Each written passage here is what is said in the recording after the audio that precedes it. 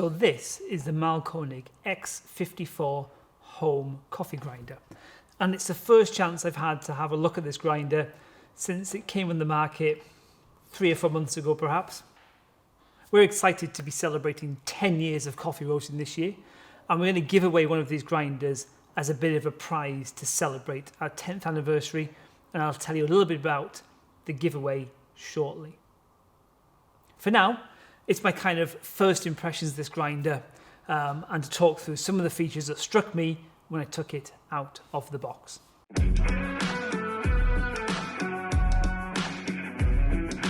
Now, the idea of the X54 is it's an all-round grinder. It actually has the words all-round on the box, in that it will do all grind settings from espresso right the way through to French press, coffee press, cafetiere, whatever you want to call it. And that's a big ask for a grinder. Traditionally, we've always seen espresso as being particular to a certain type of grinder, and then a different brewing grinder for other grind settings. But there are a few grinders that come onto the market that have challenged that in recent years, the Wilfer Uniform being one of them, and more recently, the Niche.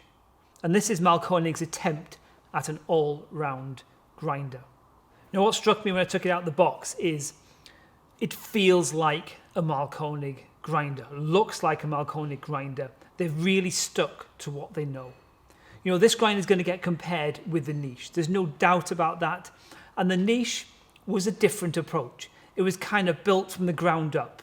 It was somebody who took a different approach to the grinder to solve some of the problems and issues they saw in a coffee grinder. You know, Mahlkonig have come at this with a pedigree. They've produced some amazing grinders over the years, and they've really stuck with what they know. It looks like a Mahlkonig grinder. For some people, they're not going to like that. They're going to think that it just looks like the same old, same old.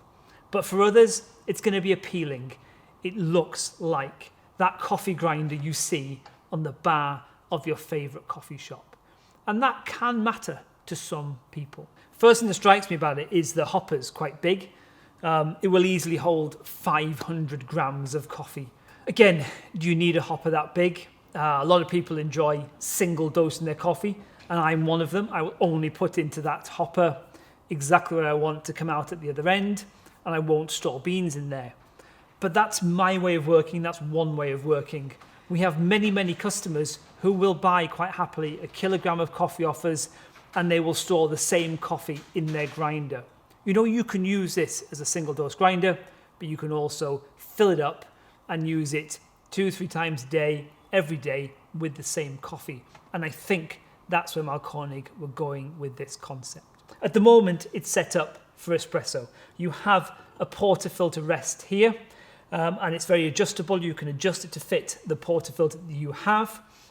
And there's a button at the back, and the button at the back starts the grind as soon as you engage the portafilter, and that will grind the coffee for you. There's 2 ways of using this. You can either free dose, in that you can allow it to run and stop it where you want it to stop. Perhaps you're weighing onto scales. Or there are 4 individual program settings, so you can program it to stop after a certain amount of time.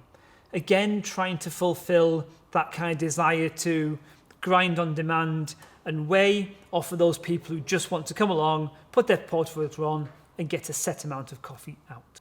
Grind setting wise, there are 35 increments on the little dial here. It feels like it's stepless. They don't actually feel like they're clicking in, so it's completely stepless. But in theory, there are 35 marks, and from 0 to 5 is typically the espresso range. I've pulled a couple of shots of espresso with this, and I was around about 3 or 4 comfortably on my commercial espresso machines. So if you've got a home espresso machine, you know, you're going to get a decent range here on the grinder at the espresso range, which is something perhaps like the Wilfer Uniform never quite got. It was never that good at espresso in my books. You know, this portafilter rest is great, but if you want to dose for a cafetiere, for V60, for a batch brew, AeroPress, anything like that, you have a different option here. You can remove this portafilter rest and replace it with a completely different one that will help you dose into a cup. So it comes with 2 attachments. First of all, you have this little rest that goes in here,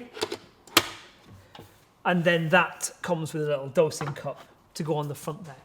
And now we're being able to dose coffees for other brewing methods. And again, you can either put a set amount of beans in here and run at a time setting, or you can free dose, put the amount of coffee you want in and grind it all out in one go. And you're kind of jumping from that 5 to 10 region, which is just outside the espresso range, all the way up to about 35. I've done a V60. It's about the only brewing method I have had a go with this so far, and I was at around about 25 on my V60. So it's going to be really interesting to see where I need to be for something like a cafetiere or coffee press setting.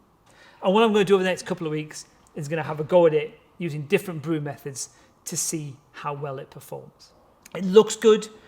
The coffee I've tasted so far out of it is really good. I have to admit, there was a noticeable difference in the coffee I was tasting. So it'll be interesting to see how that pans out in the coming weeks. And like I said, we're giving one of these away to one lucky winner.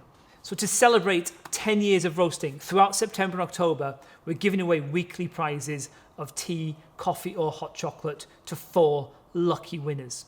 And right at the start of November, we're having one final grand draw, and one person will win the coffee grinder that's here.